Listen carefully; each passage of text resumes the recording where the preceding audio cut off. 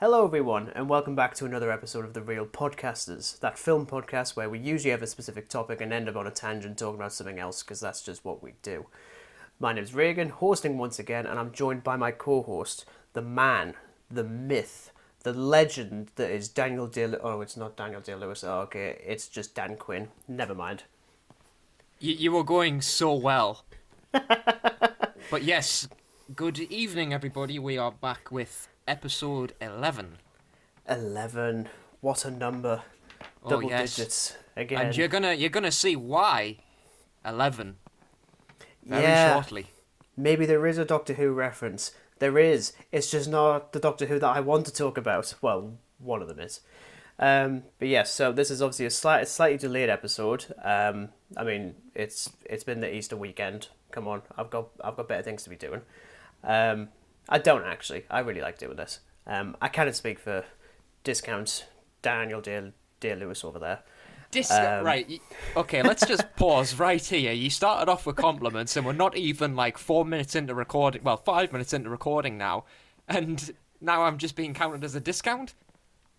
We've been doing this for 11 episodes. You should be pretty well versed on this thing. It's just like really light kind of insults.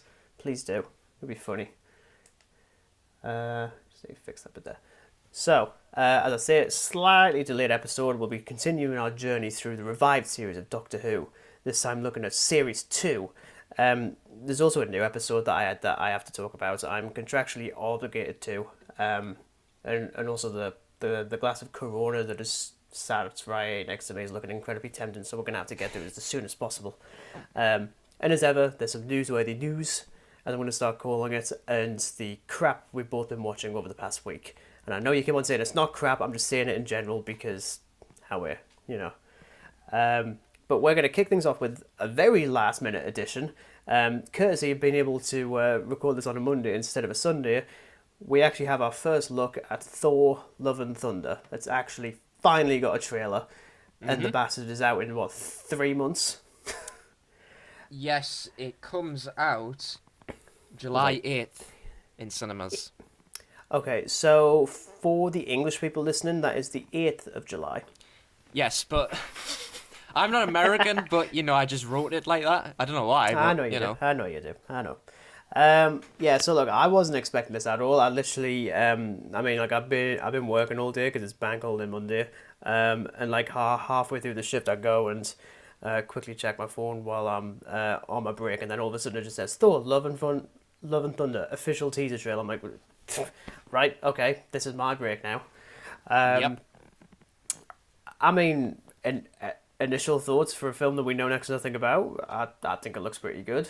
I'm just hoping it dates a little bit better than Thor Ragnarok, because every time I watch that, I like it less and less, which is sad. See, because it's the opposite for me, but maybe that's just because I love the director's kind of style. Oh yeah, I mean, definitely. let's face it, like the first Thor film is it's all right, and then there's just that absolutely horrific entry. I don't hate it as much as other people do. I think it's fine. I think I've got it on pretty much like the same level as the first one, but then I've only seen the first one once, so I've seen the second one a few more times. I guess twice. I think I've probably watched the first one more than the second one because I find the second one pretty boring. And for good reason too, but I mean, it's this, even though it's got like months away yet, like I think it's like a minute and a half or something like that for a teaser trailer.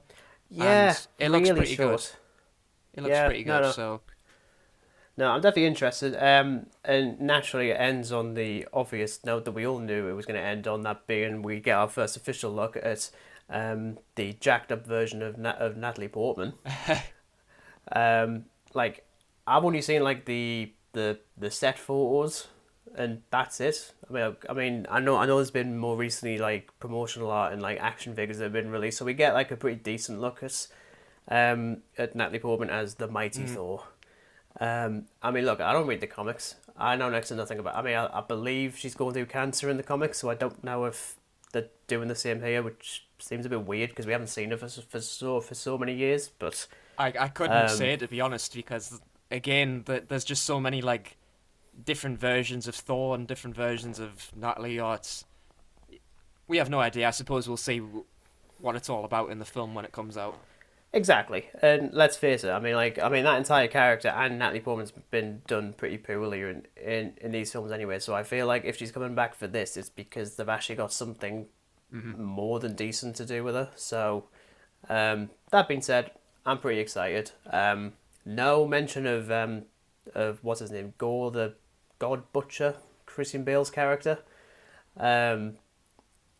I don't see him at all in this, although I think there's a brief shot of some flying goats or something. Apparently they've got some sort of connection. I'm like, great, okay, goats, scary. Yay. But yeah, I mean, this is just some like really quick thoughts because again, it's a minute and a half, and I saw it very very quickly. I just thought we kind of have to talk about it because otherwise we'll have to wait for another week.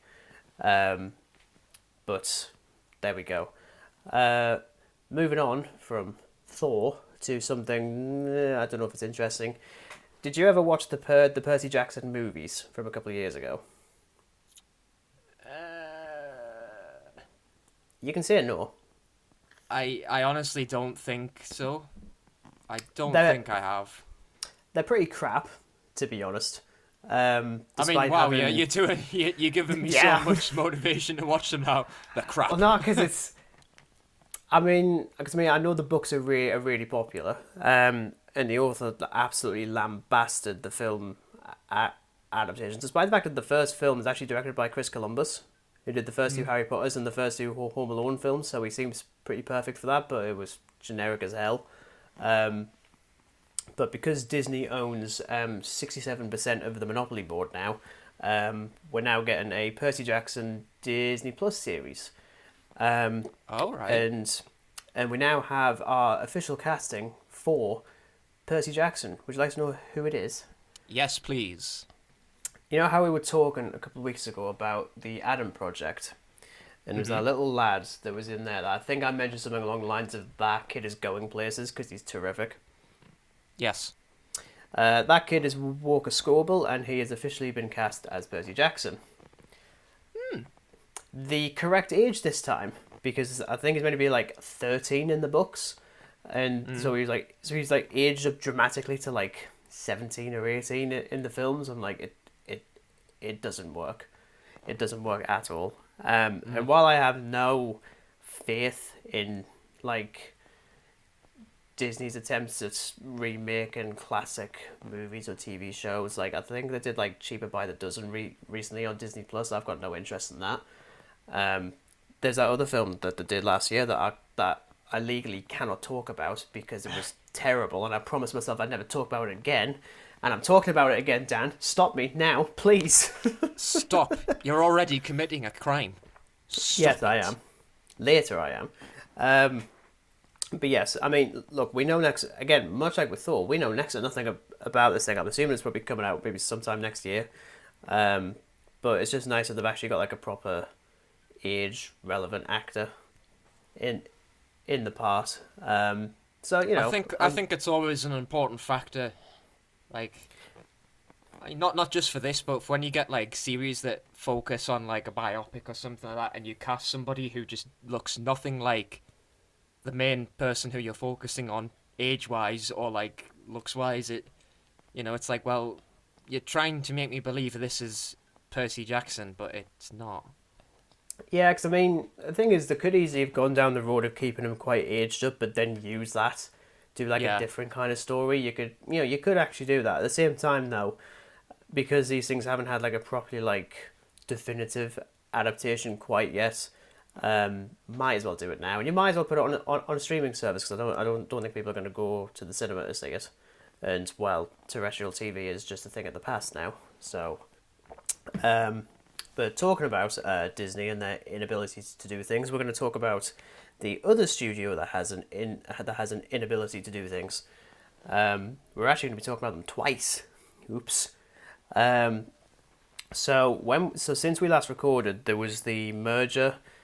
Again, another merger between Warner Brothers and another studio, because that happened coincidentally with Justice League. I believe it was a merger between Warner Brothers and AT&T. Right. That's actually like a big point of contention with people because that entire merger was the reason that the theatrical cut of Justice League wasn't delayed. Because if they delayed it, the like something along the lines of like the staff that were working on Warner Brothers wouldn't have gotten their bonuses. So it was a money related. It was like a money related reason. I'm like, that sounds about right. Yeah. Something along those lines. Yeah, I mean, there's other controversies to talk about with Justice League, but we're not talking about that this week. I mean, I guess technically a little bit right now, but whatever. But yes, so there's been another merger now between Warner Brothers and Discovery.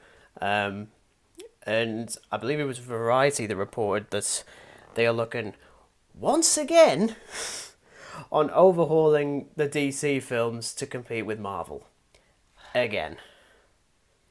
You know what? Off the bat, right? Like, they need to stop trying to outdo Marvel. Here's the thing. Why can't they just do their own thing rather than, like, say, right? Look at Morbius, right? It's a Marvel film. It is made by Sony. But if they're overhauling DC, surely it'd just be better if they went back to DC's original source material, i.e., the comics, and then go their own direction with it, rather than go, okay, well, this Marvel film has made blah blah blah this many dollars, so we're obviously doing something wrong. By just basically here's my little snide dig at it. Justice League is essentially DC's Avengers. Well, it's basically Marvel's Avengers, but DC.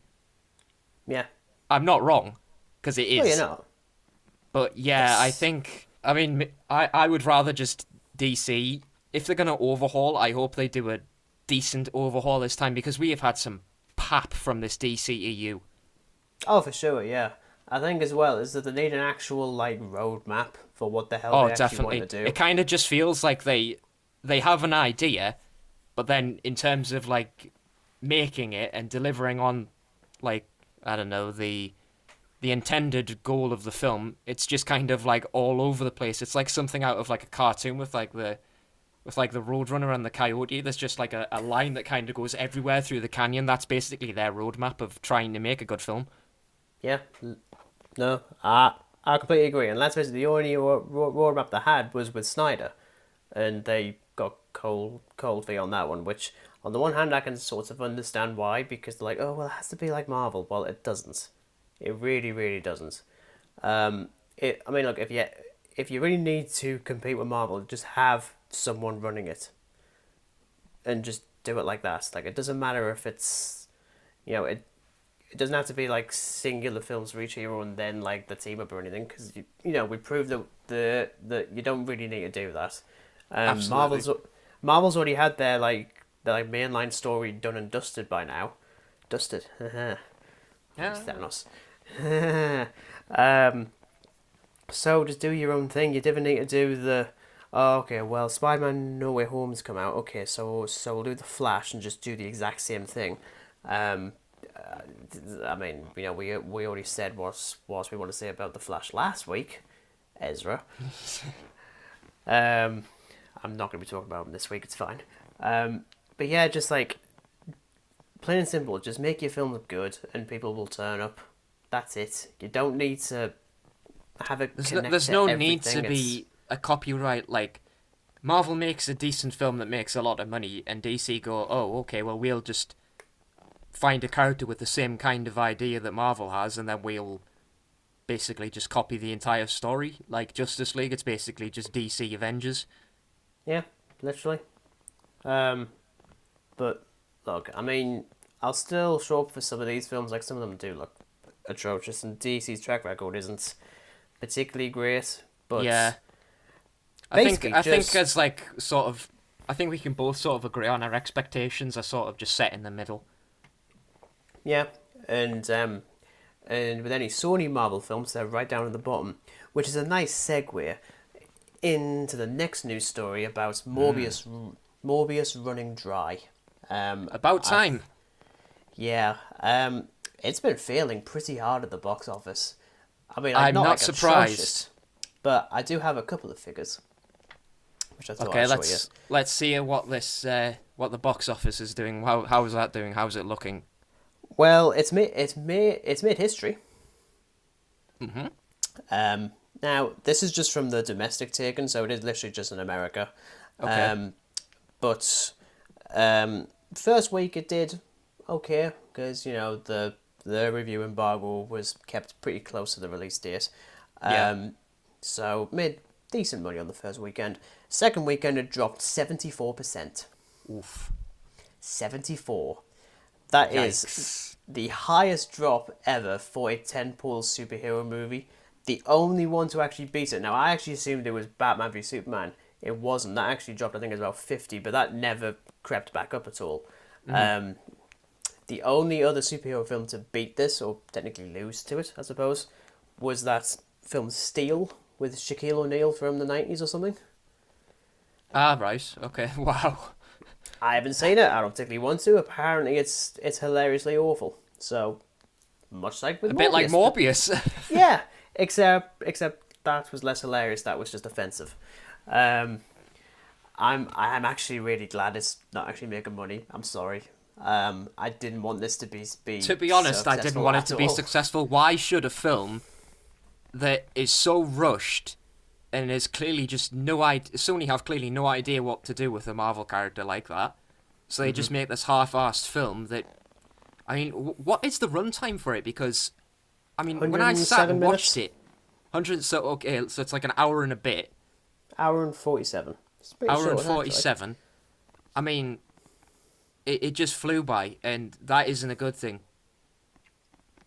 Like, at all. When you say it flew by, did it have a load of like CGI purple smoke involved as well? Yeah, the difference is though, smoke in real life probably looks a bit better than that atrocity. Oh, it's still the worst film I've seen all year. Sorry, it's actually beaten Werewolf Castle. Werewolf Castle is now objectively better because at least that's funny. So what was the budget for this film? Do you have an idea of like the budget? I think it was between 60 and 80 million, so it's actually pretty decent for like a superhero flick. But then I'm not surprised because you're not going to pump $150 million into a film about Michael Morbius. Like, he isn't like a household name, and again, like the only reason I knew him was because of the adaptation of Spider-Man 3 in video game form. That's the only reason I knew. And I sure I as mean, hell I didn't want to didn't see his know that it original was like costume.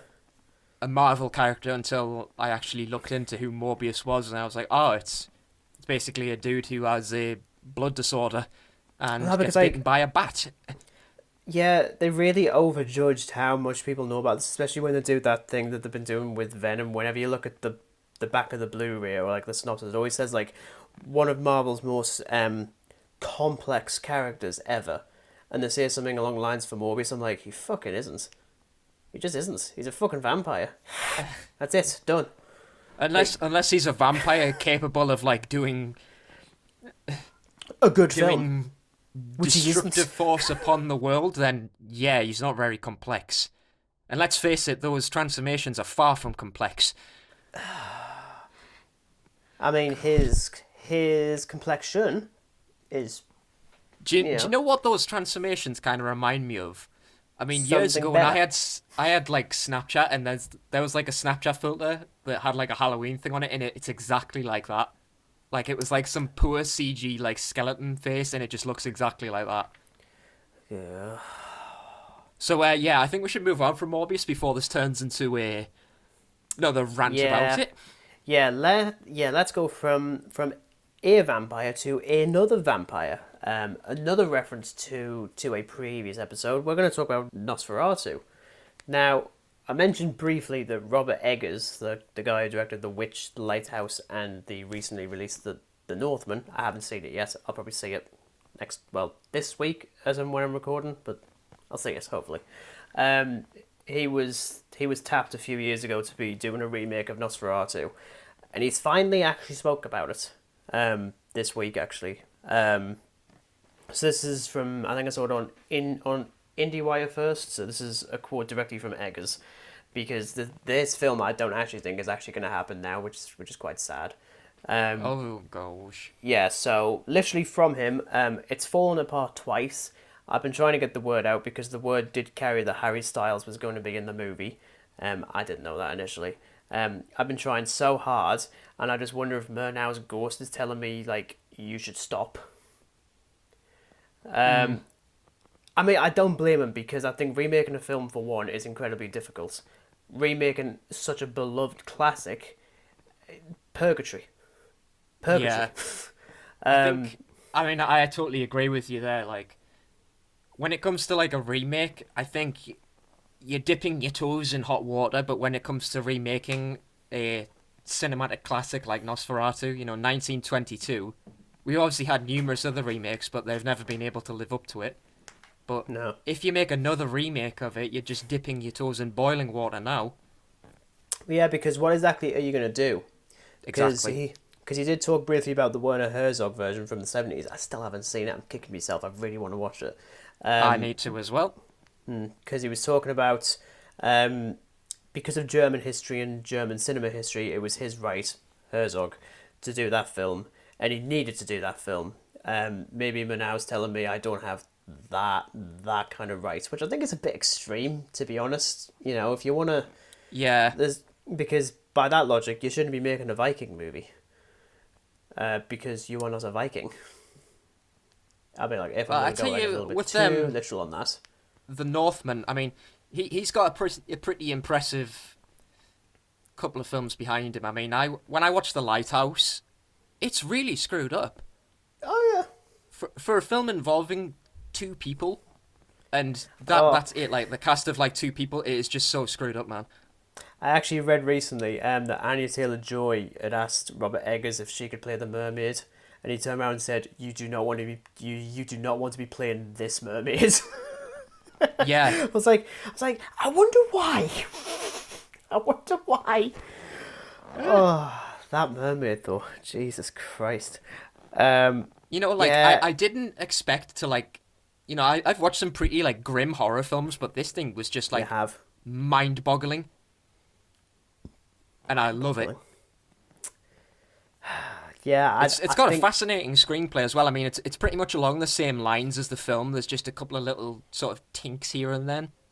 I mean, I think I still preferred The Witch. That one still felt like...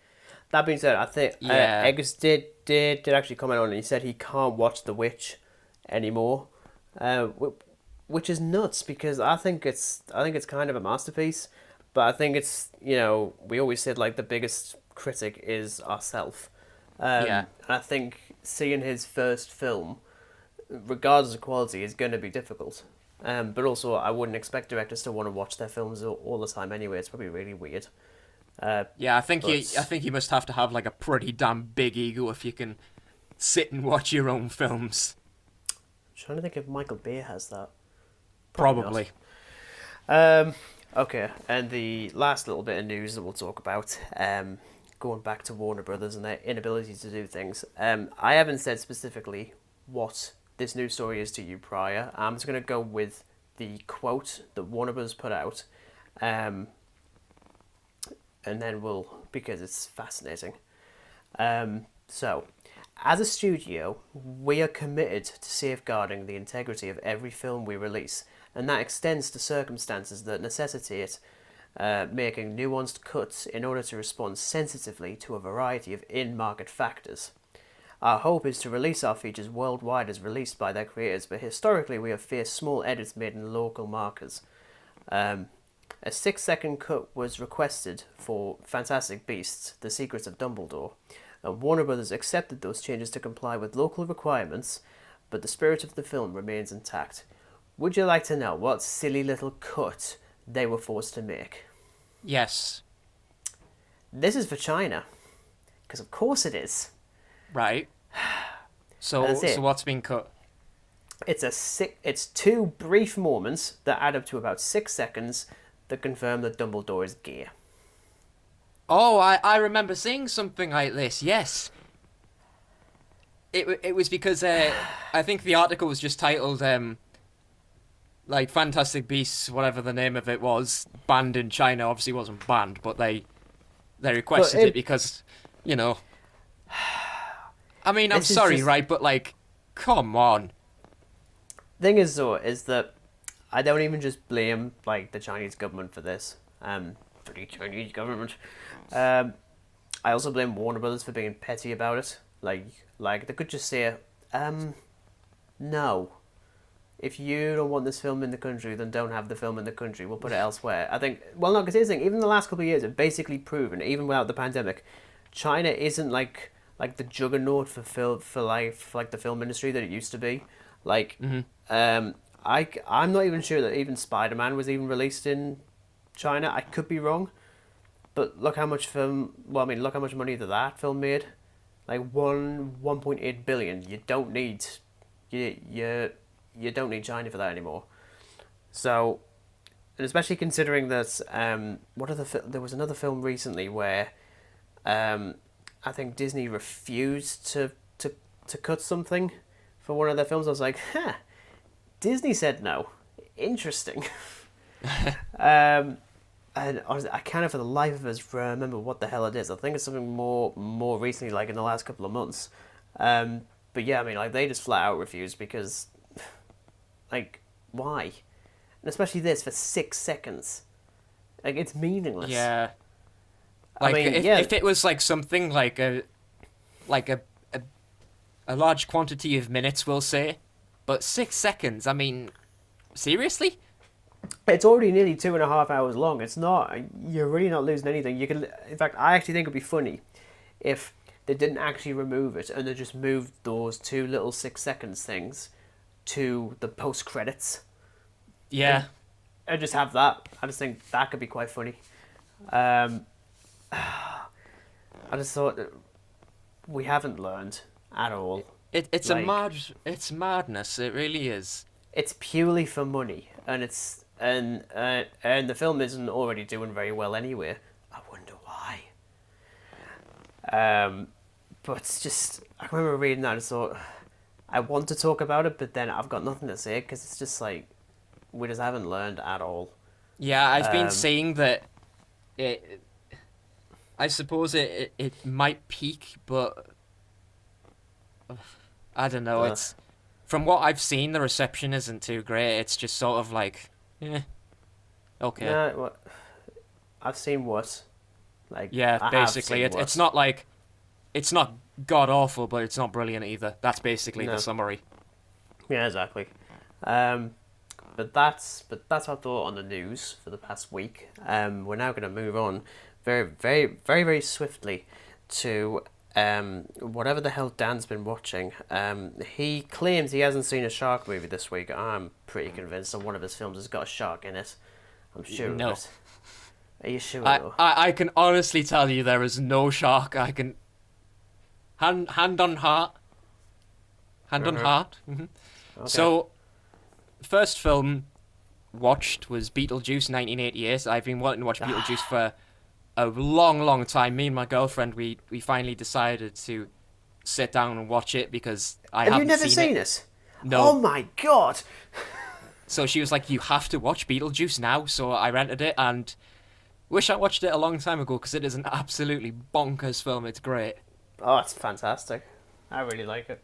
In fact, actually, funnily enough, if that film wasn't successful, Tim Burton wouldn't have been able to cast Michael Keaton as Batman. It's superb. Which is hilarious. Superb. Yeah. After that, I watched a film that came out this year, but I sort of put it off for a bit. Fresh, with Sebastian Stan in it. Oh yes, that's on my watch list as well. I tell you what, like when I think of Sebastian Stan, I think I'm probably in the large chunk of audience who sort of say, well, Bucky Barnes from Marvel. He plays like this villainous character and he does such a good job of it, so it kind of goes back to our points we've made in previous episodes that it proves that these actors are capable of actually doing other things beside Marvel. He is really good. He is super good. I can't recommend like watching it later. You've got to just watch it as soon as possible. It's so good. I'll definitely try to. And after that, of course, was Moon Knight, the latest episode of Moon Knight. Again, I'm not really going to say too much on it because we're only sort of 3 episodes in. Mm-hmm. But I'm liking where it's going. It's got a lot of Egyptian stuff in it, as previously mentioned. The CG, everything about it's great. The score's great. I hope they continue making it the way they make it, and fingers crossed, we get some sort of like feature film out of it. I mean, I wouldn't mind that. I mean, I know that's totally ambitious, but I guess we'll see where it goes. Yeah. Now, Diary of a Wimpy Kid, Dog Days. Seeing as how I watched the first two, it was only really right that I finished it off. Why it though? was okay. It's definitely... Well, I really didn't like the first one because, let's face it, Greg's a little prick. Oh, yeah.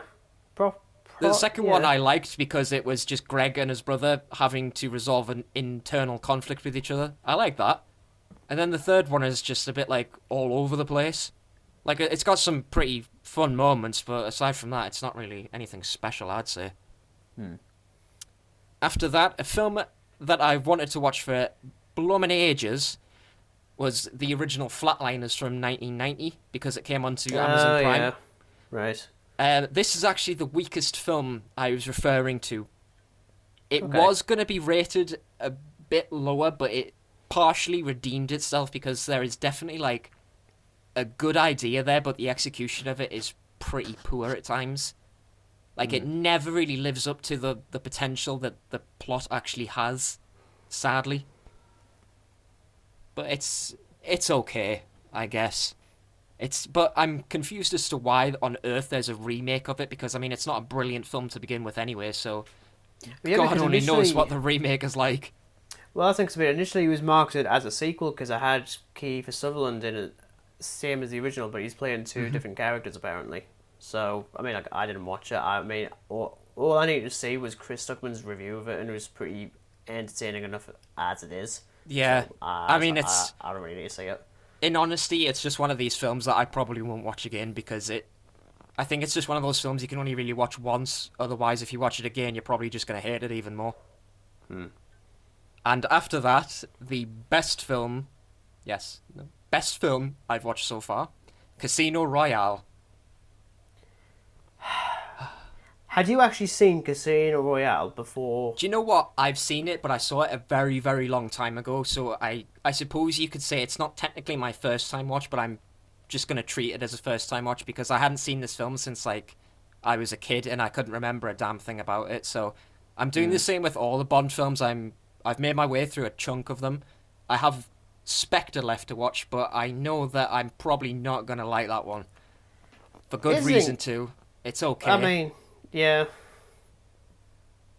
After Casino Royale, I finally finished off Sam Raimi's Evil Dead trilogy, Army of Darkness.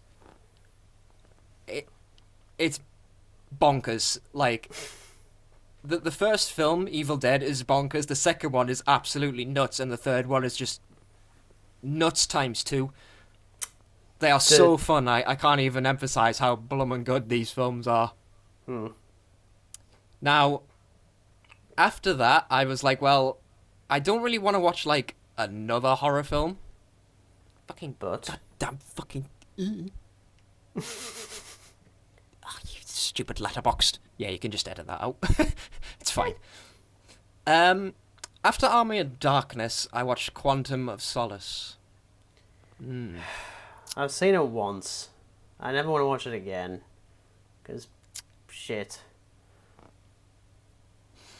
You know, as I said, like, treating Casino Royale as a first-time watch, when you watch it, you'd expect the sequel, especially a Bond sequel, to certainly live up to it, if not totally outdo its predecessor. This just fails so miserably. It's pretty depressing how badly it fails. Have you seen all the behind-the-scenes issues with it, though? Yeah. Yeah. Which is understandable, I guess, but... I mean, I was disappointed. At the same time. Yeah. Is putting it bluntly, like... Even for a villain, like, yeah, he... Dominic Green. Yeah, like, compare Casino's Royale villain to Dominic Green. Like, it's not hard. Who is clearly the better option. Like, he's Obviously just a pretty Green. underwhelming villain. Oh yeah, totally him. Totally Regan. I gotta get all that water. It's mine. It's mine. Ugh. So, after watching it, I kind of was trying to find something to compare it to, so I thought of toast, bizarrely. So, Toast. Casino Royale, right, is the perfect bit of toast. You know, it's not charcoal burnt. You know, it's just perfect. The butter's on it. It's not all over the place. It's just spread as it should be spread. And then you get Quantum of Solace, which is like the bread that's been put in the toaster, but not for long enough. And you know those little like slabs of butter you get in like a calf when you order like a butty or something? Yes. It basically exactly. feels like the butter has been half spread on half toasted bread. That's basically the entire film. You just compared Bond to toast. Yeah. I like it. I like it. I like it. I like it a lot. So after that, it was Skyfall. Again, treating it as a first-time watch, brilliant. I actually think it's the best Bond. I think personally, I love Silver as a villain. I think visually it looks fantastic. The score is terrific. I think as a story it works really well. It's emotionally very effective, and I like how we basically get like a proper action movie version of Home Alone by the end. Yeah, It's I great. love it. It's so bloomin' good. Yeah. And oh god, I wonder how many listeners are probably going to unsubscribe from us now that I'm going to mention this. So, Okay. I've been working on doing some reviews. I'm a little behind, but I couldn't really think of anything. Well, I was going to go watch Spectre, but I don't really think I can chew on for another hour and a bit of Bond. So I'm giving it a little break. 2.5 hours. Yeah, Yeah. yeah. So I decided to rewatch Halloween again, the 78 one. Oh, for But I'm God's sake. constructing a better review for it. It's a lot more in depth, and I can't really begin to explain how important that film is to me. That's why I like it so much. It's a favourite film of mine. It always will be. And the same applies to Halloween 2. I'm going to be doing a review on that and going through the Halloween franchise and putting some reviews together. Again. And yeah. But I've also been watching a TV series too. Oh. Nothing. It's probably nothing to do with you at all. But I've been finishing off The Walking Dead season 11 because this is going to be the final season for The Walking Dead for good. It's going to be Thank 24 fuck. episodes long. 24? Currently, yeah. Oh. Because basically they're just wanting to make this like the best season possible, but I don't see it happening. I mean, take it from somebody who was a diehard fan of it, Regan. It should have ended a long time ago. Mm-hmm. It needs to I agree, and end. I've It seen one has season. to blummin' end. It needs to end. And there's talks of a spin-off series starring two of the, I suppose, main characters. Whether or not that happens, I don't know. How many Because there's spin-offs also has there been? Has there been like 2 or 3? Well, Because there's Fear the Walking Dead, isn't there? That's yeah, a Fear prequel. the Walking Dead is like a prequel to Walking Dead, and I think that's in its 7th season, maybe 6th season. I think it's okay, but it's a prequel. It's a prequel to a zombie apocalypse. You get what you're given, I suppose. Yeah. Isn't there another one that's got like all like neon colours and stuff on the poster? Yeah, it's like an Amazon original, and it's basically like teenagers and stuff in it. I haven't watched it because it looks absolutely Yay. awful. That's enough said. I won't. But yeah, it's the final season supposedly. As I said, it just needed to end because I stopped watching it for a long time because I was so bored of it. So it's kind of nice knowing that it's finally going to end because I know you've only seen like one season of it, but essentially AMC's, a lot of the seasons, it was due to budgetary and issues with actors as well as producers. Like, they'd honestly kill characters off if they, like, had issues with the story and things like that. Like, it was ridiculous. But aside from that, I'm pretty much caught up. There's definitely not as much as I watched last week because I've been stuck trying to finish off The Walking Dead because I don't... Well, 16 episodes so far, and then the other chunk of episodes are going to be released in the summertime, I think, from what I Right. recall. So I'm excited for it. I'm interested to see how it ends and if they're going to end it good. Let's I find doubt out. it, but So what have you been watching? The one or two things you've been watching, because you have a life and I don't. I do have a life. Once again, like all the stuff that I've consumed over the past week has been at the end of the week. Again, with it being the Easter holidays, I just ended up just being like really busy with work and stuff. As I say, I finally caught up with Moon Knight. Really late, to be honest. On both fronts, I don't think it was until Monday that I'd caught So episode what 2. are you actually feeling for Moon Knight? Is it your favourite sort of miniseries in the mix? I know you haven't really liked the miniseries that Marvel have done so far.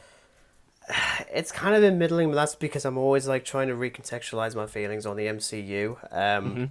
There is something else I've been watching because of this, which I'll get to. But so far, I do like it quite a bit. I think Oscar Isaac is still really good, and he's absolutely redeemed himself after Apocalypse. Definitely. Again, extra stuff done with the mythology of Egypt, although I do feel like seeing the gods is just their avatars felt really cheap, if I'm honest. Yeah, I was in the same opinion, really. Not even gonna There lie. there is still some cringeworthy lines in there, which it is what it is. And that being said, the final bit with Khonshu and is it Mark or Stephen at that point? I think it's Stephen. Like moving the stars back 2,000 years. I loved that. That was amazing to look at. I thought that was absolutely superb. Even if it feels, I mean, you can tell it is only 6 episodes because it feels very rapid by this point. That I mean, I know we're technically going into like brief spoilers, but again, the episode's been out for like 4 or 5 days. By the time that this thing goes out, it'll be nearly a week. So but I think if they had it like as a longer running series, I think it would be a lot slower. But as you said, like all the mini-series we've had so far have been 6 episodes, so it's no wonder it's a bit rapid. Yeah. But so far, I'm still liking it. I'm not losing my mind over it, which, and also weirdly now seeing both versions of Oscar Isaac's character talking, suddenly the English accent sounds terrible.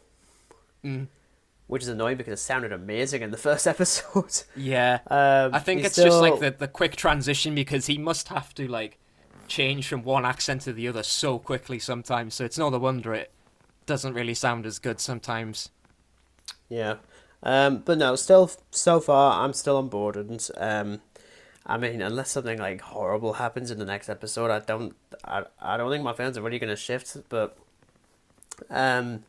But because of the way I've been watching Moon Knight, I decided to go back and watch another Marvel show that I never ever actually finished because I just never did, and because all of the Marvel Netflix stuff is now on Disney Plus. Yep, it shifted over, and I'm still yet to finish Daredevil. It's just really slow. I haven't bothered with Daredevil. The only one I ever started watching was Jessica Jones, which I've restarted.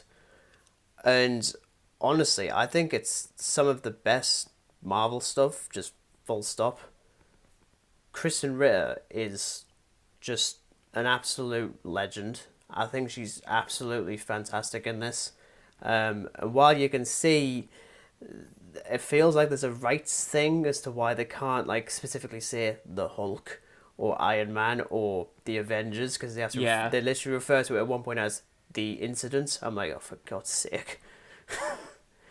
At the same time, there's plenty of swearing and violence and sex in the first. I mean, I haven't finished season 1 yet because I never ever actually finished season 1, and I really wanted to. I think I'm about 5 episodes into. I think I've gotten to the point that I was initially when it first came out. I love how much I despise David Tennant's character, Kilgrave, I think it is. Yes, because he's in it. See, I haven't watched it. He's vile. He's absolutely disgusting. I've heard that he's a rancid character, all right.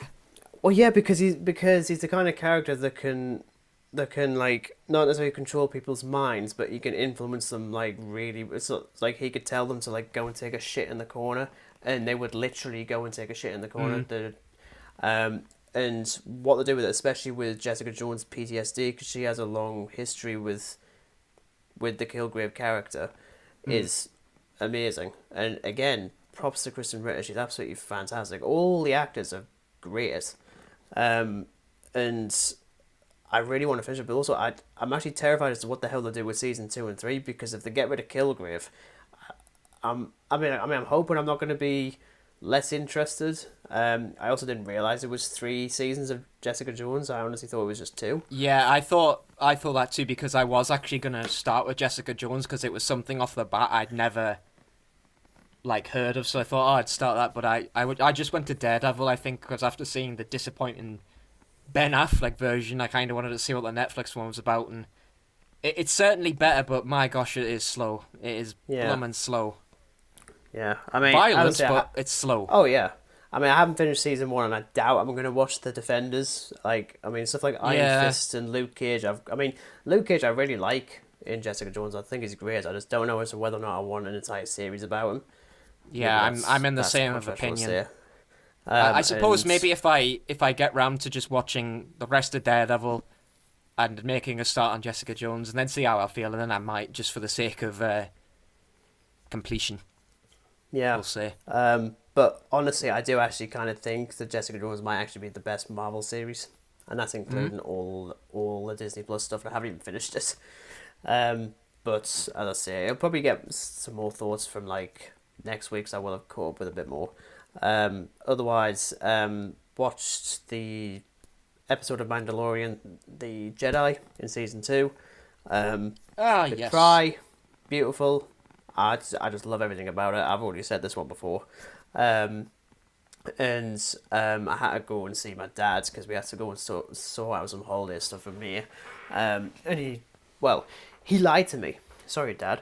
But you specifically told me we were going to be watching some shitty movies, which I'd assume we would, because that's how we end up usually having our meetings and stuff like that. It usually ends up being a shitty movie. So the first one was Dune. Randomly. He has never fully watched it because I think it was because he just found it really slow, which makes sense because it is a very slow. It's now a good time to mention that I haven't seen it either. That's fine. I'm not going to spoil it. You're all right. But honestly, that scene when Jar Jar Binks rocks up in a pod racer, I was so confused. Nah, I'm kidding.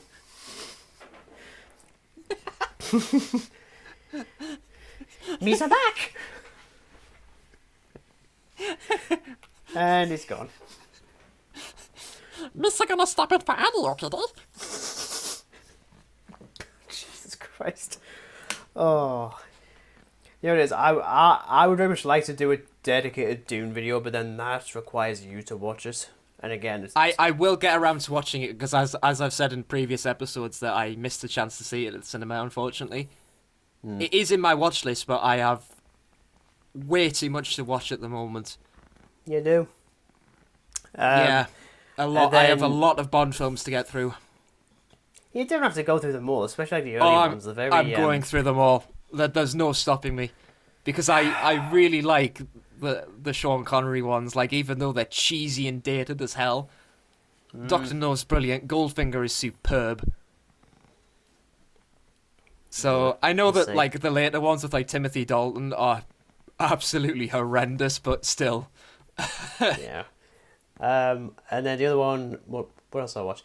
Oh, and we randomly started watching Zack Snyder's Justice League. I was like, oh, for Christ's sake. Which he had also never finished. I'm not surprised because it's 4 hours long. Yeah.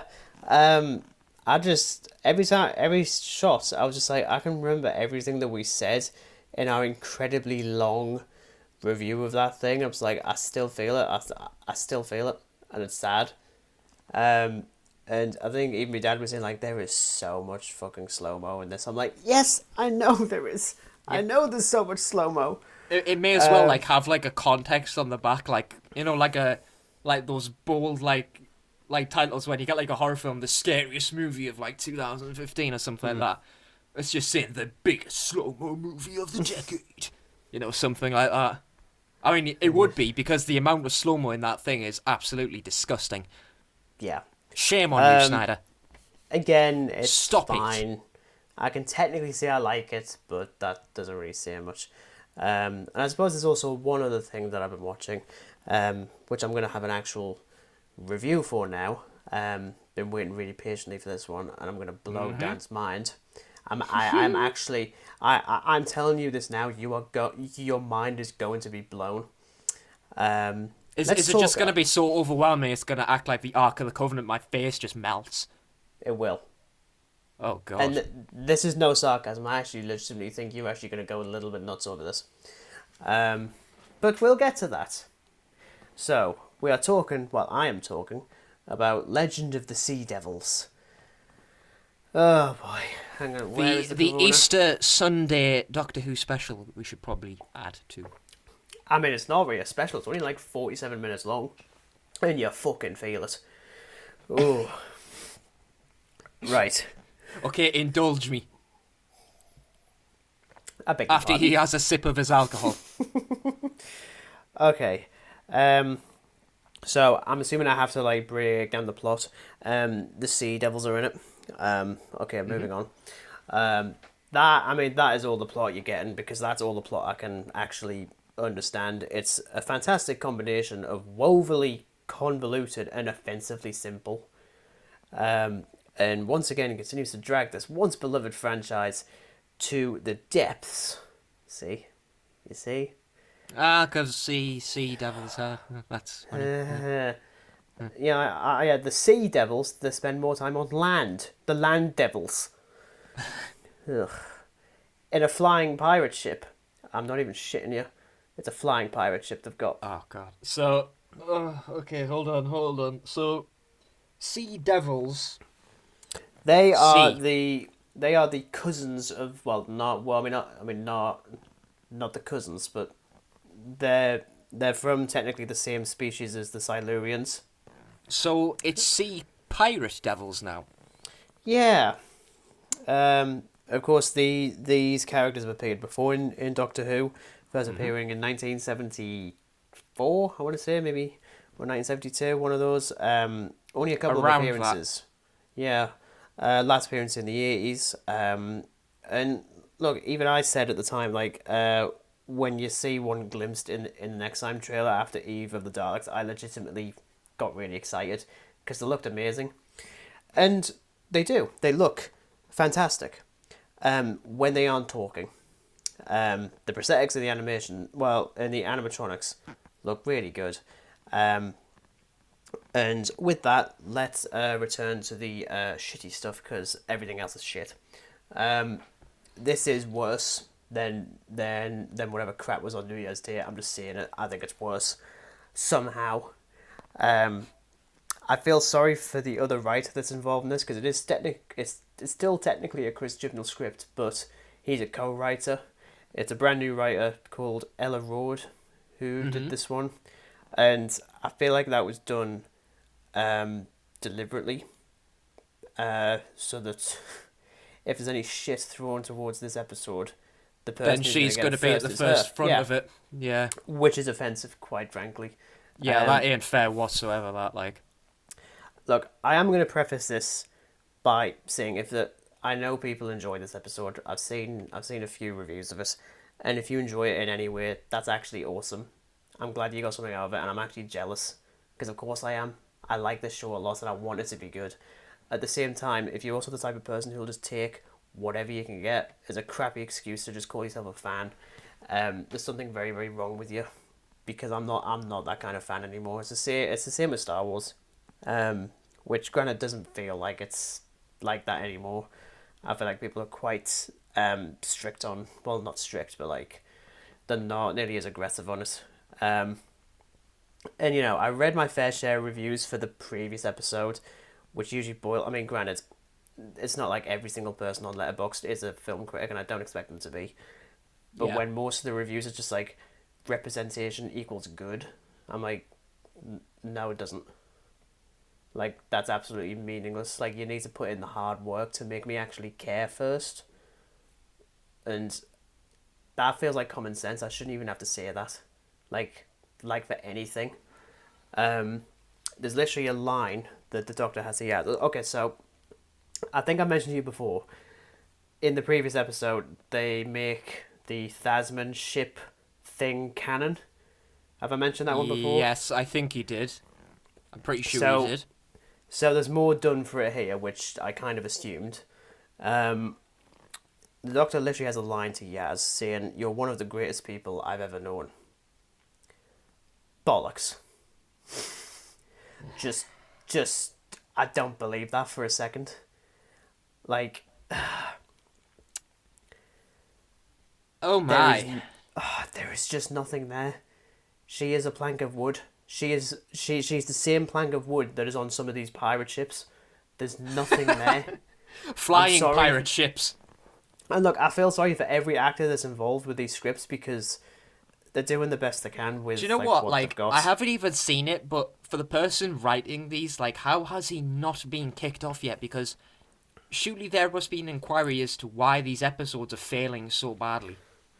I don't get it. Like, I've never liked any like episode of Doctor Who he has ever written. The closest was, I guess, the penultimate episode of series 12. But in retrospect, that's actually got one scene that's actually quite good, and the rest is atrocious. I mean, granted, there's no like the Ryan character in the last couple of series. He's gone. It's just, I don't like it. I don't like it, and I remember even saying this to my girlfriend when we were watching. I was just like, I don't buy this relationship at all, for a second. I don't care. I think it's Stockholm syndrome. It is just straight up that, because the Doctor's an absolute arse to her, and she's falling in love with her. I'm like, that isn't good. Didn't be trying to support that, please. Like, if you want them to be in a relationship, fine, but make them cute and make them talk like actual people. I also don't. So, like, so would you more or less say that they try to force this? That they basically tried to believe that these characters have chemistry when, in fact, they don't, and there's a huge bit of sea devil pirate plank of wood in between them. Well, yeah, I mean, I've seen people say like they've got really good chemistry. I don't see it. I'm sorry, I just don't. That being said, they don't like. They do the same thing that happened with Ted and Rose, which we'll get to in a second. Where he doesn't want to, like have that kind of life with her because, to paraphrase, you can spend the rest of your life with me, but I can't spend the rest of my life with you. Which is a great line and it works really well. This is just discount that, and it doesn't work. I don't buy it. And despite having their names in the title, I don't get what the hell the Sea Devils were actually doing here. Like, I mean, again, I don't know much about like what they are in the classic series. For one, I didn't even realize they fucking talked. I just assumed they just looked sinister. What I can remember about one of the old episodes, there was certainly no flying pirate ship. I could definitely assure you of that. It was like an underwater cave, like city thing. So again, it's kind of like underwater, not flying pirate ship. Yeah, well, I mean, they have something like that here as well, if I'm honest. They have like their little underground cave thing. But clearly the prosthetics are not designed to have the mouths move. And if they do, it's ever so slightly. So there's a weird warping effect, like it's a warping CGI effect on the necks to make it look like they're pulsing. And I'm sorry, it looks like the sort of crap I'd expect when we were studying at college. It's that ropey. In fact, really, the direction, editing, visuals-wise, this thing is a train wreck. It's edited so poorly, and I know that the excuse will be, oh, well, I mean, they're shot in COVID. I'm like, bollocks, again. The Batman proved that you can make a film in COVID and make it look like it would make it look like you had absolutely no idea. There's no excuse for it. Even bits of Spider-Man No Way Home does actually look like it was shot in COVID, which is a bit sad. But then those are always like really fast-tracked. There's just no excuse for this at all. And even when like me and my girlfriend were watching, we were already cringing. Like, I kid you not, about 30 seconds in, she referred to every single actor performing as if they were in a pantomime. And I was like, yeah, I'm there. There's so much overacting, like... Oh my goodness. Like, I couldn't take it seriously, even when all the characters are treating this really seriously. But how can you take a film... Well, a film? not a film. How can you take an episode of Doctor Who so seriously when there's nothing in it remotely redeeming in it? How can you take it seriously? Yeah, exactly. Especially a warping thing on a sea devil. Yeah, I'm fairly certain they're trying to like warp, like the magnetic fields of the Earth to like You know float what the they planet should or do some then? crap like that. They What? should warp the writers into a different universe and stop writing for Doctor Who and stop ruining it. Because clearly that's Yeah, the problem. it's just Clearly getting the tiring. writing is an issue. Well, no, and again, like going back to feeling sorry for the actors, Jodie Whittaker has absolutely nothing to work with. I'm sorry. I don't like. I don't want to say this is the worst Doctor because I haven't seen enough of the classic series to like really say that. But I'd be hard pressed to see a worse incarnation because, like, the characterization or lack thereof is so all over. As I mentioned before about how like her moral compass has always been a big point of contention because the show never really seems to call her out on it. This is now twice in her tenure where she has been prepared to sacrifice herself, and then another character pops in and says they'll do it, and she's like, yeah, okay, and then just fucks off. I'm like, you've done it twice now. You've actually done it twice. I'm like, I'm sorry, you are not in the position to be doing that. You're really not. Like, if you want to do that, fine, but call them out because they did it with the 10th Doctor. You know, like the whole Time Lord Victorious Oh, thing. yes. At I no distinctly point, remember that well because I remember saying to myself, like, you know, they almost like tease you with the regeneration. Mm-hmm. Like, it's. I'm sick of like trying really hard to defend this, but I can't. Like, I legitimately dislike this Doctor, and it's not because of Jodie. It's not. I shouldn't even have to reiterate. It's fairly bloody obvious. It's not. Yeah. Look again. I feel like it's the worst one. I don't know if it's the worst one I've ever seen within this era, but my God, I mean, like the success rate is what? There's been like 23, 24 episodes. One episode I can call not just good but great.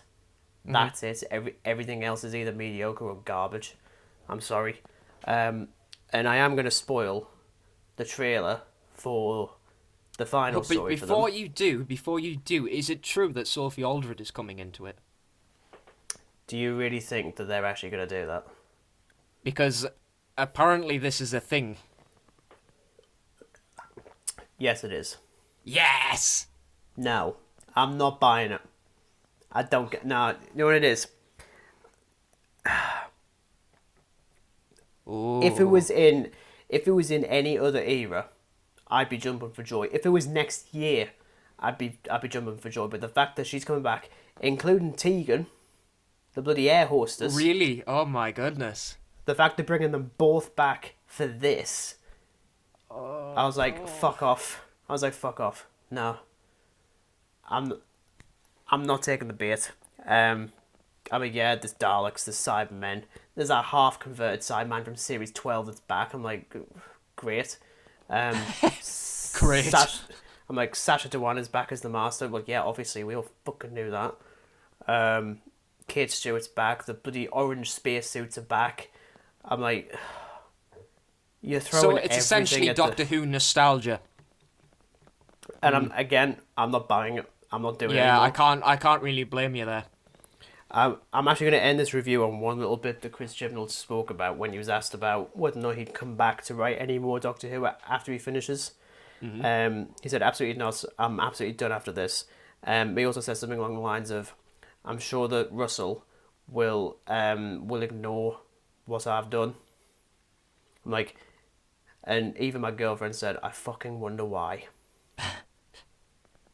When she's saying that, I just, again, like one of my really good mates, Paul, he's a massive fan of the show, and even he's sick of this series, and he put up a post on Facebook after the episode dropped about Tegan and Ace, and he just went nuts.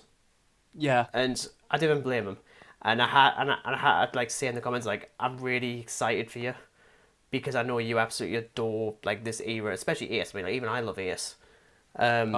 Impeccable character. Yeah, best best companion, full stop, I think. Yep. But again, in any other era, I'd be jumping for joy. If it was in, this should have been in the 60th, not this crap. And it just makes me sad, really, that I have to say that.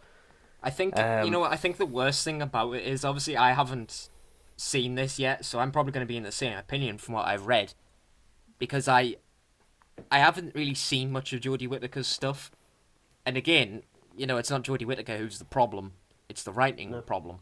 Yeah. Like, as someone who's loved Doctor Who since they were a kid, like, it must be incredibly sad when you get to a season like this and it is so piss poor. Well, yeah, because like initially, like I'm sure there was a lot of people that didn't really want to call the show out in its early days, because look, it's all progressive and stuff. It actually isn't.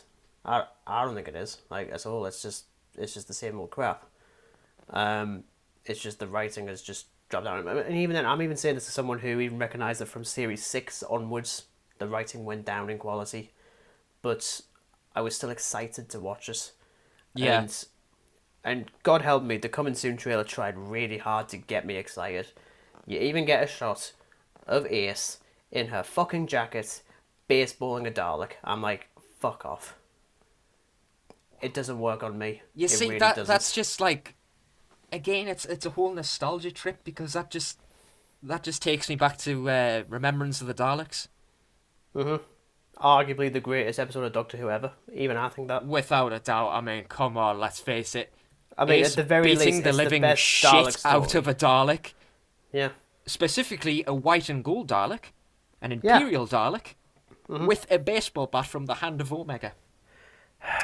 Brilliant. Yeah, it's absolutely fantastic, but I don't care.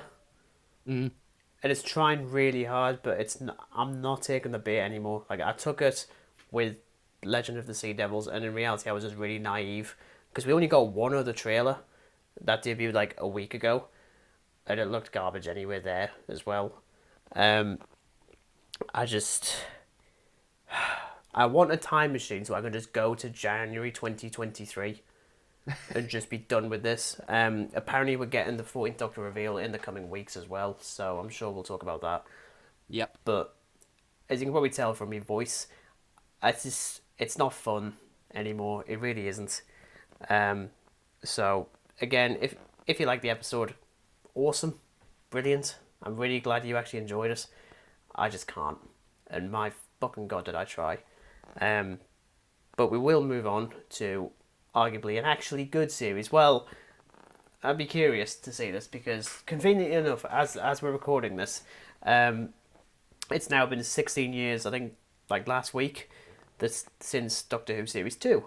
Now, we spoke about Series 1 a couple of weeks ago, and overall we do very much like that series. I think you like it a bit more than me. Yeah, because there was obviously, like, I started from when that episode first aired, but you watched it a bit later on. Yeah, I mean, we didn't really talk about Eccleston leaving, weirdly enough, but we had a lot to talk about. It's been more recently, like in the last couple of years, where more has been revealed about why he actually left, and it's kind of tragic, to be honest. It makes me want to listen to his... on an episode of Doctor Who Confidential when it would run straight after, and I vaguely remember him saying that he just didn't like Doctor Who. He just didn't like playing the Doctor anymore. I vaguely remember something like that.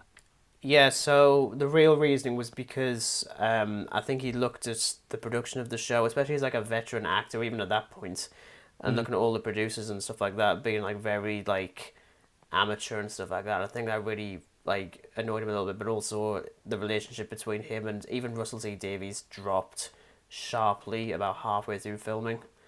And at that point he said he's just going to do the one series, and then the BBC put out a press release without telling Eccleston that he was going to be leaving, basically claiming that he was tired, and basically just became blacklisted by the BBC, which was atrocious. So yeah, definitely. So I mean, anyone clamouring for him to come back It's not going to happen. I mean, he's obviously back in Big Finish, which I really need to listen to. Though we did mention, I think more recently, the only time he would is because I don't know with the 60th next year. People say, well, would you come back with other Doctors? And even he felt his Doctor doesn't really work very well with other incarnations. Like if you're going to bring the Ninth Doctor back, bring him, and that's it. Yeah.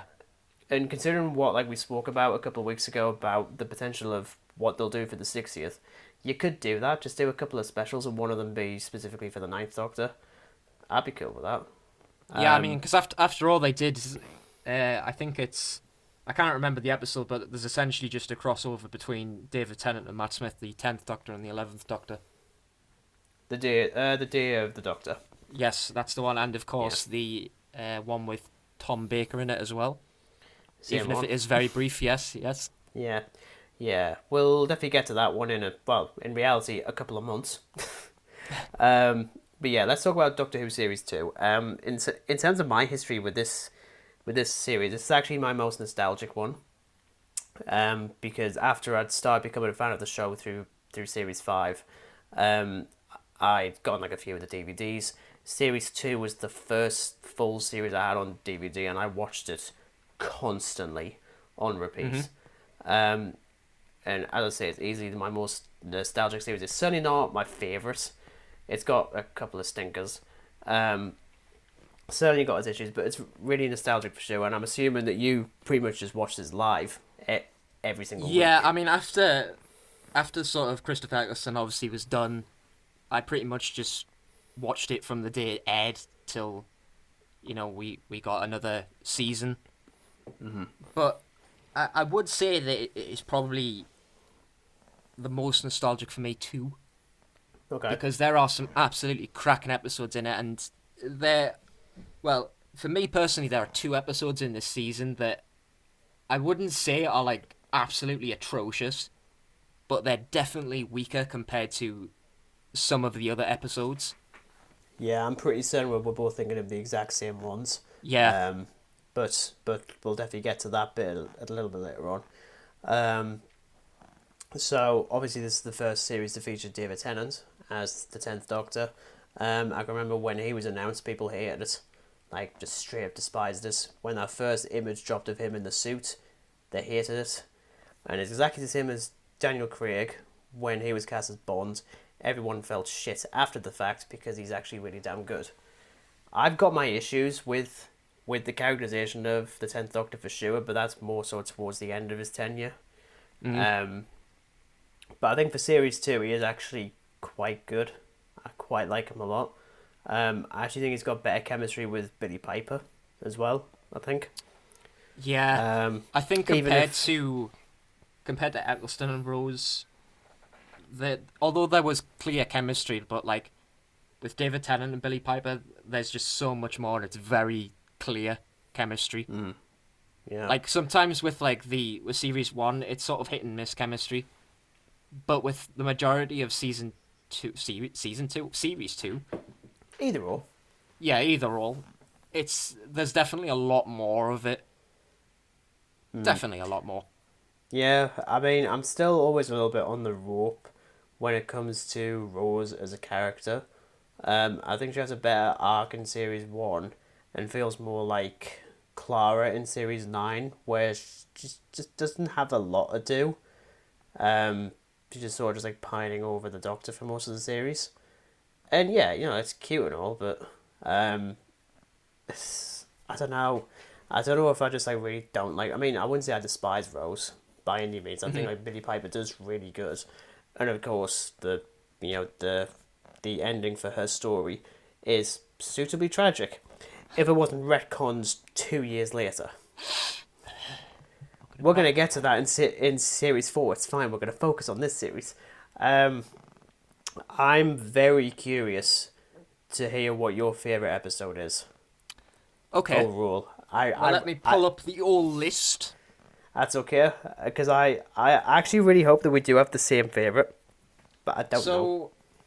I mean, I'm going to mention a couple of runner-ups first and foremost. So, a very close run-up is Tooth and Claw. Oh, you know what it is? I love Tooth and Claw, even though it's not a It's very so good bloody story. good. I mean, it's really silly, but as a fan of werewolves, I can't really help it. It's so ludicrous, but it's so fun as well. I really like it for what it is. Another close-up is Girl in the Fireplace. Ooh. Because it was definitely one of the most memorable episodes. As I said, like, as a kid, it was one of those episodes that really stuck with me for a long time, and it still is a pretty good episode. But, now I wonder. One of my all-time favorite. Well, this is technically a favorite. Well, the top of the list, but it's not top. Is School Reunion. I do really like that one. But my all-time favorite. Oh, Jesus. I'm actually trying to think what the... Oh, actually, I think I know what it is. Yeah, I think I know what it is. Okay, I'm going to let you take a guess. So what do you think it is? Is it the Devil two-parter? No. Oh, okay. I don't... No. I'm actually trying to remember what else is in Series 2. Believe it or not, it's actually Doomsday is my favourite all-time episode out of Season 2. I can see why. Believe it or not. Okay. But I'll explain a bit why School Reunion is sort of on that same level. It's practically just for introducing Sarah Jane and K9 again. Yeah, definitely. Like, that was brave, and the chemistry they have, like, they quarrel with each other over the Doctor, and then they kind of, like, start taking the mick out of him, which I absolutely love. It's like, does he still do that thing with the sonic screwdriver where he talks to it? And they have, like, this banter with each other, and it's so good. And I generally like the setting it's in.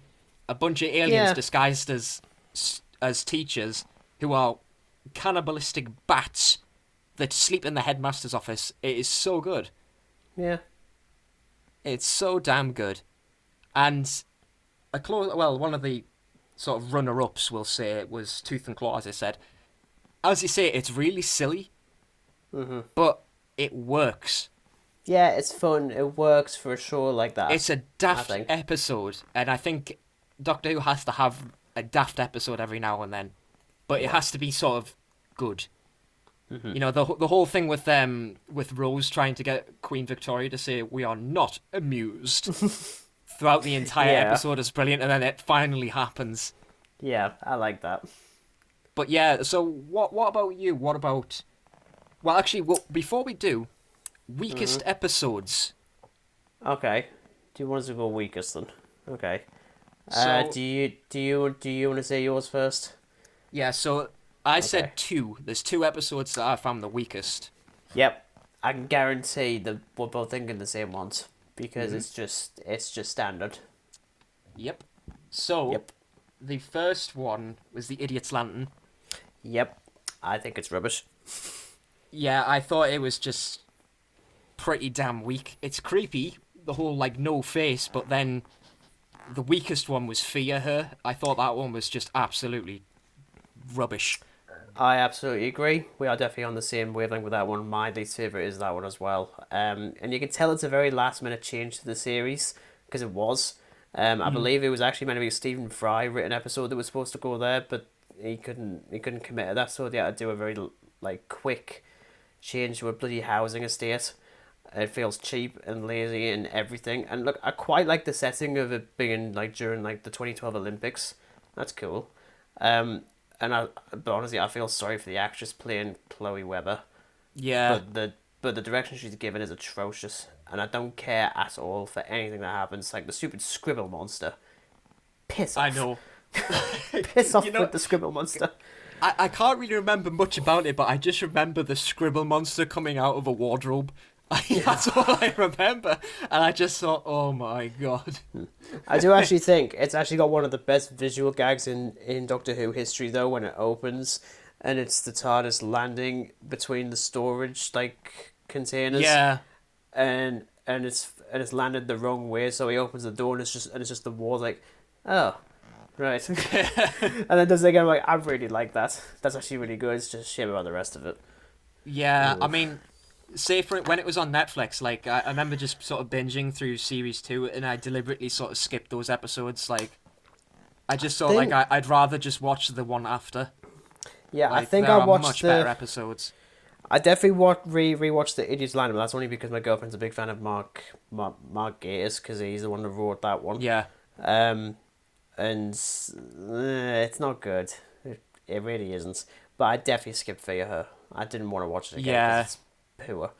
Um, in regards to my favorite one though, you did actually mention it though in your in your runner ups. I'm kidding. It is actually Fear Her. It's not. He's just been lying this whole time. Yeah. No, my favourite is the girl in the fireplace. Oh. Yeah, similar to Father's Day with Series 1, which I labelled my favourite. It's got, like, a great use of time travel as, like, a character as opposed to just a construct. Obviously, it takes a lot of influences from the Time Traveler's Wife, which I'm really looking forward to the show that Stephen Moffat's doing. I want to see how similar that is. But it's such a good idea, and I love the relationship between the 10th Doctor and Madame de Pompadour. Sophia Miles is, I think, actually the best, like... Her performance is absolutely amazing. Oh, yeah, and I actually think that, like, Madame de Pompadour is like a celebrity historical character in Doctor Who is the best, just full stop. I think she's fantastic. I think the score by Murray Gold is heartbreaking, as is the ending. That still really gets me. Don't. You're going to make me cry. Stop it.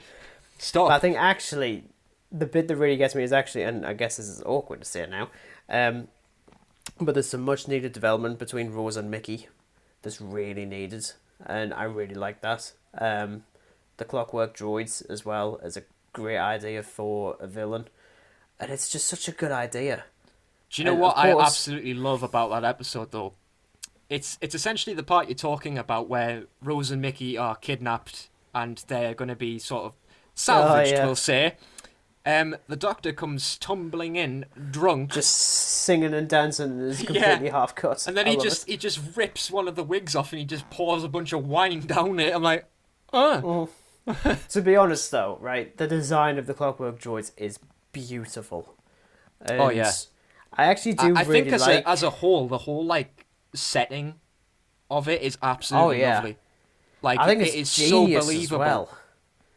I mean, one of my favorite all-time, I suppose, cinematography-wise, the shot of when, because obviously it's like the time corridor with the fireplace, but I think something goes wrong with it, and the Doctor gets like a horse from somewhere on the ship, and he goes through this mirror that goes into like the main hall. But he like crashes through it. I love the horse. And what was it? What was I going to say? There was just like as a concept, I think it works so goddamn well. But I also really like how, like the very final shot explains everything about like why these droids are so fixated on Madame de Pompadour. It's because the ship is called SS Madame de Pompadour. Yep. It's just a mistake, and I love that as an idea. I think it's genius. And I actually really like the fact that they bring back the Clockwork Droids in Series 8, just in a slightly different form. Because I mean, how much of Capaldi did you actually see, if any? Definitely not up to that. The last episode of Capaldi I remember watching is they basically shrink down and have to go inside like a Dalek. So you literally saw 2 episodes in. Yeah.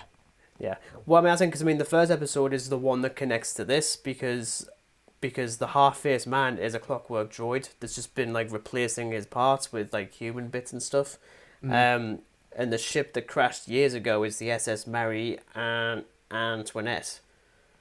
I was like, oh, funny, you are so clever. But I also like how like nondescript it really is, because it's just like not everything has to be like really major. I actually quite like that. And at least there's no like random Marie Antoinette cameo in this, as entertaining as that'd be. Is it Marie Antoinette? I've got like a horrible feeling that Marie Antoinette and Madame de Pompadour are the exact same character. Oh Jesus! I really hope it's not, but they are definitely It on a might ship be. that's called the SS someone else. At The least SS someone else. SS someone else. I'm using that in a film or something. Um, but no, honestly, like while I was like writing bits of the script for this, and I was just thinking about the ending to this, and it is like I just started to well up. To be honest, it's so beautiful. You know Um, what? It's so tragic and beautiful because it's almost like the consequence of time travel. yeah. Like Well, yeah, I think exactly. it's like years difference between it. So like he visits her when she's a child. He goes back to the SS Madame de Pompadour Yes. and like goes for what would be like a 5 minute journey for him, but for Madame de Pompadour it's like 10 years. 10 something years, yeah. And Yeah. then obviously it happens again, and she's actually passed on, and it's only revealed when somebody comes in the room. It's like, oh, you've just missed her, and then you see the hearse go away. I was like, no, stop Yeah. it. To be honest, I kind of clicked on when she says no. As like the last thing you hear her actually say like physically is no when he leaves for the Yeah. last time. You just see his face drop. I'm like, oh no, no, please God no, because I know nothing about Madame de Pompadour as a person. Obviously, it's Mhm. like 500 years ago, but I knew nothing. A lot of my like historical character history is from Doctor Who, so I'm never sure is Yeah, it pretty actually much the legit. same, to be honest. But it works so well. I mean, in regards to the finale, it's big, it's bombastic, it's like a proper fan fictiony kind of thing because we hadn't seen, like we'd had Daleks and Cybermen in the same story before. I think in the Five Doctors you see them briefly, but never Yes. fighting. So that really is like properly like self indulgent on Russell T Davies' part. Um, I love the idea of Torchwood. To be honest, I think it's really cool, and I'm glad they bring it back. Like later on, I do like the idea of the Daleks and Cybermen fighting, even though it should have been a lot more brief than it actually is. Um, and Yeah, the I think it's quite an in-depth, almost too in-depth fight between them. Like, I mean, there is a lot of shots between, like, the unit soldiers getting murdered by Cybermen and Daleks, and the Cybermen and Daleks are just like, oh well, there's no more humans to kill. Let's just battle it out with each other now. yeah, I do like how there's that moment where you have the Cybermen and the Daleks talking for the first time, and Oh, it's that's so good, man. and there's a parody version of that on YouTube that is beautiful. That being said, I do think it has one of the best like comebacks from any Doctor Who character. It's just like you are superior in only one respect. You are better at dying. It's like the Dalek just pure roasts the Cybermen. It's so fun. Do you know But what it do you know is? what I remember about that episode so well? And it makes me chuckle every time. Is Jackie Tyler. Obviously, Oh, when Jackie. I I can't like remember what her Jackie. name is, but the boss of like Torchwood or something, or like the wall or whatever it's called. She's taken Yeah. and upgraded to a Cyberman, and Jackie Tyler's like, "You did this, you and your bloody Torchwood." Like I'm like, She that is just Jackie Tyler, she 100%. actually yeah, she actually comes back in some Torchwood like Big Finish stuff, so I don't know if that's going to be like a prequel or something. Because well, she gets Maybe. turned in. She's a Cyberman and by the end of this. It's also the first appearance of Freema Agyeman Yes. in Doctor Who as Martha's cousin. I was like, Hmm. funny. That's like, Martha's twin cousin. yeah. I was like that. I mean, like, I'm not an expert on family. Um, Vin Diesel is though. Um, Right. but I'm sure that's not how cousins work. No, I'm pretty sure cousins aren't literally identical to you. Like, I was just if it like, is, no. you've got to look at your family tree. There's something not right. Yeah, I've definitely got a couple of questions. Um, yeah, I think like the whole ending for Ten and Rose is suitably tragic. Oh, it is. I remember when, as I say, like I watched this live. So when that episode finally came, like I was sitting with my parents and I started bawling up because I became like so attached to Rose as a character. I mean, hell, she's not like the best sort of sidekick that the Doctor's had, but it was so emotional because like the whole thing of when she gets sucked into the parallel world and the Doctor can't rescue her. It's just like, wait a minute, no, no, Yeah. it's so tragic. Um, But yeah, I think overall, I might still prefer series 2 to series 1, even if though there are episodes I really like, namely like School Reunion, Girl in the Fireplace, aspects of the finale, um, and even aspects of like the Cyberman 2 part I actually don't mind. Even though, hot take, I don't like robot Cybermen. I think it completely defeats the point of the Cybermen. At the same time, I don't mind because it's meant to be like a parallel Earth version, so I think it works quite well. I But for think me, maybe this is it's because I'm a morbid individual and just watch far too many horror movies and read far too much horror and listen to far too much horror music. it's But probably because you are. I always liked the classic Cybermen because there's something morbid Oh yeah, about being like put into a suit and just like have all these things stuck into you while you're still alive. But whereas like the other one, it's just like your brain is put into a little suit. yeah. That's I it. kind of wait. I kind of wait to get to series 10 because then we get to talk about original recipe Cybermen, and I'm very much looking forward to that. Because I would have to wait again for quite a few months. It's fine. We'll just time Um, travel. It's fine. yeah, yeah. If only.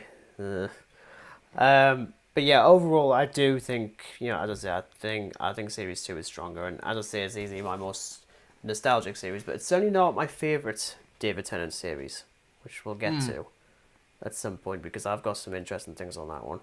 I mean, I'm in complete agreement as well. It's definitely better than series one, though I do like series one, but this was just clearly like the better series. Yeah, Definitely most nostalgic, as I've previously mentioned. Like there's only 2 episodes that I didn't like, and that was just because they were weak. What one of them was just clearly like a panicked episode, really. I mean, even like Age of Steel, I know that like the Cyberman like CG is really dated, especially that establishing shot of the factory with all the Cybermen. I know that is super dated, but as a kid, it's like the impending doom of a Cyberman invasion. yeah. Actually, last bit on the Cybermen, I love the Cyberman theme. I think it's great. Oh yes, yes. And I'm annoyed that they've never reused it. Ever since Murray Gould left, I'm like, that's just doing a major disservice to that. It's the same. It's the same with like even the Dalek theme. I really like as well. And again, haven't heard that since 20. Actually, I don't even think we've actually heard it since 2013 with the Day of the Doctor. I don't think we heard it like at all in the Stephen Moffat era until then. It's quite annoying. Then again, there wasn't really anything like Dalek specific Yeah. in his I era. tell you, I know like we don't really like the sort of robot Cyberman thing, but I always found the cyber like leaders and controllers really spooky because you see like the brain in the Yeah, in like the helmet. It always looked really creepy. no, And I mean, I love that guy's line when he's converted into like the cyber controller. He says like, "This is the Age of Steel, and I am its creator." And then it finishes. I'm like, oh. yeah, oh. Yeah. To be honest, I could see they were trying to go down like, okay, we need him like Davros, but we need him to be human. I'm Yeah, like, no. Yeah, I was like, you're not subtle at all. You're really not subtle. yeah.